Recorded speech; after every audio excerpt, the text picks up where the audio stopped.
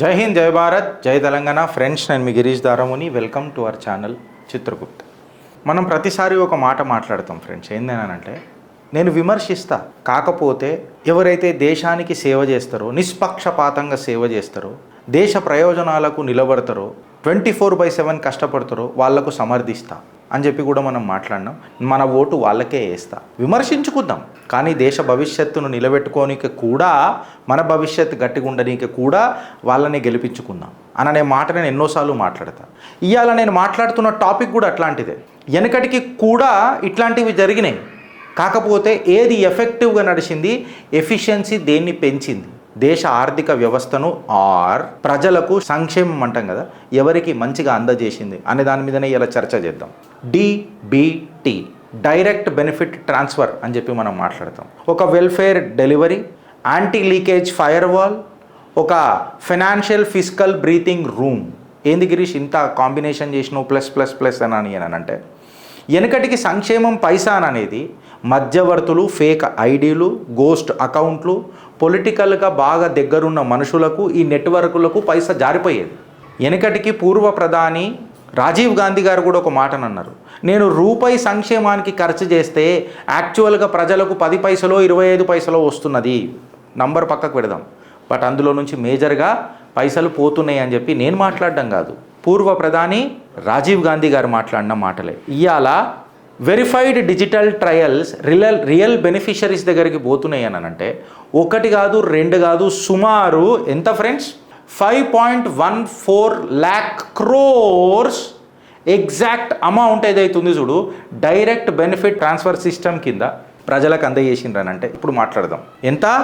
5.14 lakh crore ఏవైతే అవినీతి పరుల జేబుల నుంచి డైరెక్ట్గా ప్రభుత్వం గుంజేసింది అని అంటే, ఇది దేశ ఖజానాకు సేవ్ చేసినట్ట కాదా? ఫైనాన్షియల్ ఇయర్ 2025 తీసుకొని మనం చూస్తే సేవింగ్స్ ఎంత అయింది తెలుసా? దీనివల్ల 83,000 crores క్యుములేటివ్గా తీసుకొని చూస్తే 5.14 lakh crores. టోటల్గా ఎంత ట్రాన్స్ఫర్ చేసిరు ఫ్రెండ్స్? 51.15 lakh crore ట్రాన్స్ఫర్ వాల్యూలా 5.14 lakh crore ఎస్టిమేటెడ్ సేవ్ చేసిండ్రు. టోటల్గా ఎంత? 51.5 lakh crore టోటల్ ట్రాన్స్ఫర్స్ అయితే సేవ్ ఎంత చేసింది మోదీ ప్రభుత్వం? 5.14 lakh crore. దేనివల్ల? ఈ మిడిల్ మెన్ని, ఫేక్ కార్డులని, గోస్ట్ అకౌంట్లను, పొలిటికల్ నెట్వర్క్లని అందరినీ తీసి పాడేసి. అంటే ఇవాళ రూరల్ ఎంప్లాయ్మెంట్ ఎక్స్పెండిచర్లా ఎంత సేవింగ్స్ అయినాయి అనేది ఒకసారి మీరు ఆలోచించుర్రు. నీ ఫేక్ రేషన్ కార్డులు పోయినాయి, నీ ఫేక్ జాబ్ కార్డులు పోయినాయి, నీ పిఎం కిసాన్ అకౌంట్లలో ఎవరెవరైతే అర్హులు కారో వాళ్ళ తలకాయలు లేచిపోయినాయి. ఆడికేని కరెక్ట్గా మాట్లాడాలనంటే పథకాలకి సెక్టర్ వైజ్ టేబుల్ తీసుకొని చూసినా కానీ మనము LPG, PM Kisan, fertilizer, PDS, job cards ఇవన్నీ తీసుకొని చూసినా ఇవన్నిట్లకైనా ఫేక్గా వెళ్ళిపోతున్నారు అని అన్నప్పుడు, సుమారు 7.51 lakh crore ఇన్ఫ్రా మ్యానుఫ్యాక్చరింగ్ ఇమేజరీలో కూడా మనము సేవ్ చేసుకున్నాము అని అంటే, ఇది ఒక గ్రేటెస్ట్ ఎకనామిక్ వెపన్ అగెయిన్స్ట్ కరప్షనా కాదా? నేను మిమ్మల్ని అడుగుతున్నా ఫ్రెండ్స్, నాకు ఒక మాట చెప్పురు. ఇవాళ డైరెక్ట్ బెనిఫిట్ ట్రాన్స్ఫర్ అనేది ఇన్ఫ్యాక్ట్ చెప్పాలనంటే, ఏడనైతే లీకేజీలు అవుతుండే చూడు, ఆ లీకేజీల మీద మోదీ సర్కార్ చేసిన సర్జికల్ స్ట్రైకా కాదా? మేము నరేటివ్లు రన్ చేస్తాం, దేశ హితంలో రన్ చేస్తాం. ఇవాళ దశాబ్దాల వారీగా భారత్ చేస్తున్న సంక్షేమ పథకాలను తీసుకుంటే అందులో ఒక ట్రాజడీ ఉండే. గవర్నమెంటు పైసలు స్పెండ్ చేస్తూ ఉంటుంది గరీబోళ్ళని, అలా గరీబీ నుంచి జరిపేద్దాము అని.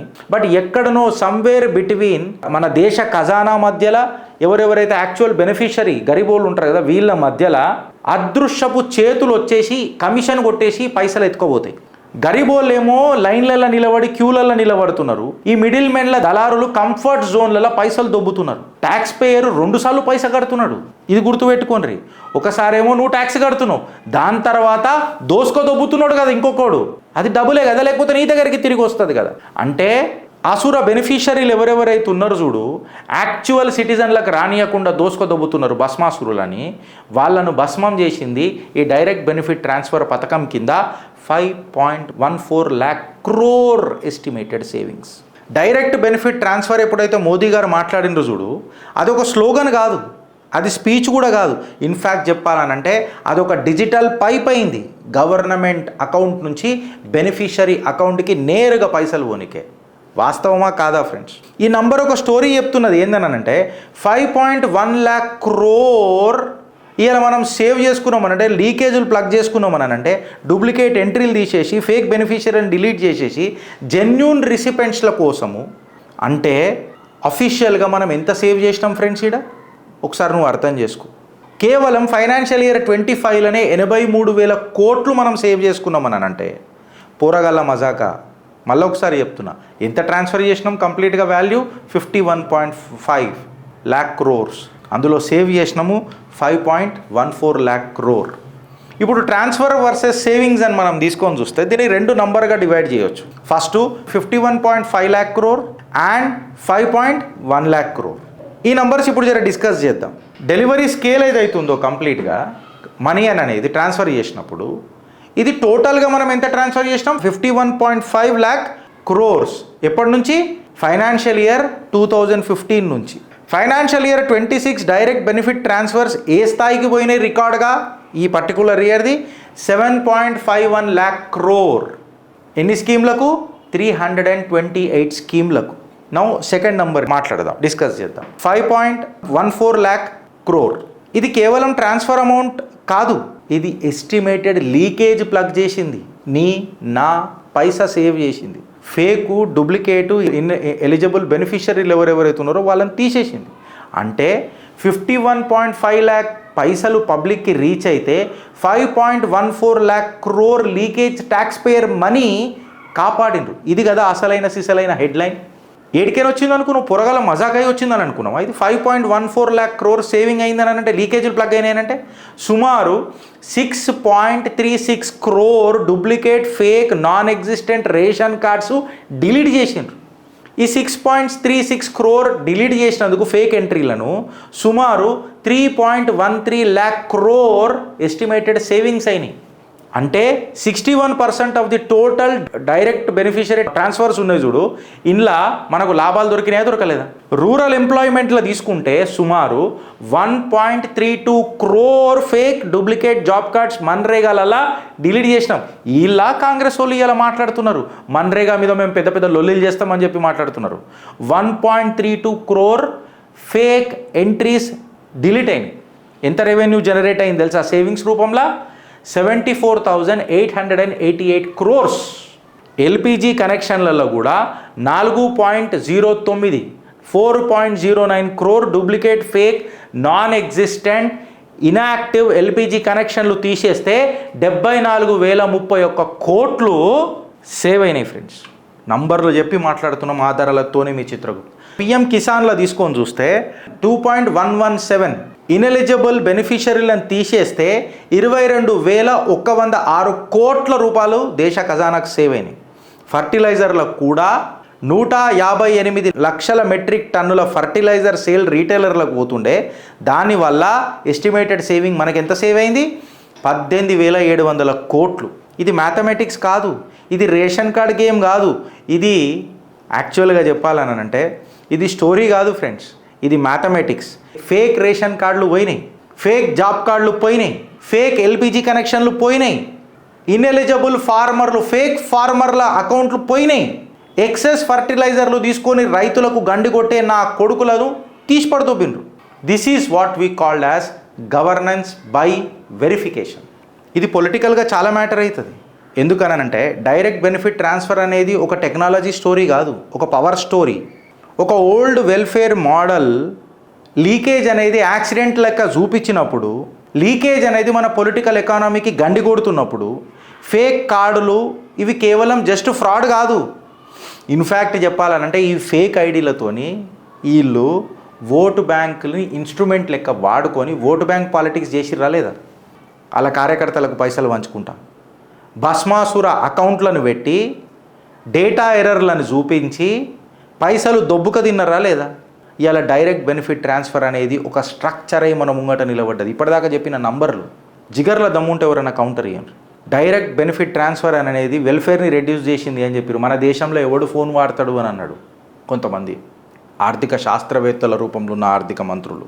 ఇవాళ సంక్షేమం ఇంటికాడికి వస్తున్నది ఫ్రెండ్స్. ఇవాళ ప్రజలు అర్థం చేసుకోవాలా, సేవింగ్స్ అని అంటే డైరెక్ట్గా నా జేబులోకి వచ్చింది కాదు. నువ్వు ట్యాక్స్ 2 సార్లు కట్టినవురా నాయన. పుణ్యానికి ఒక పార్టీకి మడుగులు ఒదిగి వాడు హీరో అయిండు, ఇది నువ్వు అర్థం చేసుకో. ఇలా subsidy expenditure of the total expenditure మనం తీసుకొని చూస్తే, సబ్సిడీ ఎక్స్పెండిచర్ మనం చూసుకొని చూస్తే 16% నుంచి 9%కి తగ్గింది. ఇది కరెక్ట్ కాదా?